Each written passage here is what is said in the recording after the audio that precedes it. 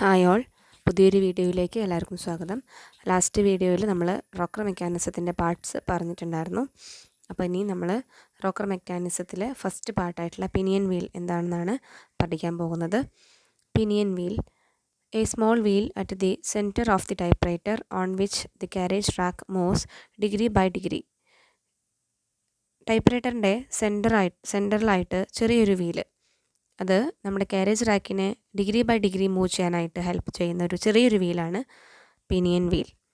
Pinion wheel is a smaller wheel, ചെറിയൊരു വീലാണ്. The carriage is moving on this wheel. നമുക്കറിയാം carriage move ചെയ്യുന്നത് pinion വീലിൻ്റെ മുകളിലാണ്. അപ്പോൾ കാരേജിൻ്റെ തൊട്ട് താഴെ ഇരിക്കുന്നത് ആരാണ്? പിനിയൻ വീലാണ്. ഈ പിനിയൻ വീൽ കറങ്ങുമ്പോഴാണ് നമ്മുടെ കാരേജിന് സ്റ്റെപ്പ് ബൈ സ്റ്റെപ്പ് മൂവ്മെൻറ്റ് ലഭിക്കുന്നത്. ശ്രദ്ധിക്കുക കേട്ടോ. Rocker give step by step movement to the carriage. കാരേജിന് സ്റ്റെപ്പ് ബൈ സ്റ്റെപ്പ് മൂവ്മെൻറ്റ് കൊടുക്കുന്നത് റോക്കർ മെക്കാനിസമാണ്. അതായത് ഈ 4 ഭാഗങ്ങളും ഹെൽപ്പ് ചെയ്തിട്ടാണ് നമ്മുടെ കാരേജിന് സ്റ്റെപ്പ് ബൈ സ്റ്റെപ്പ് മൂവ്മെൻറ്റ് കിട്ടുന്നത്. Pinion wheel connected to escapement wheel. Escapement വീലുമായിട്ട് പിനിയൻ വീലിനെ കണക്ട് ചെയ്തിട്ടുണ്ട്.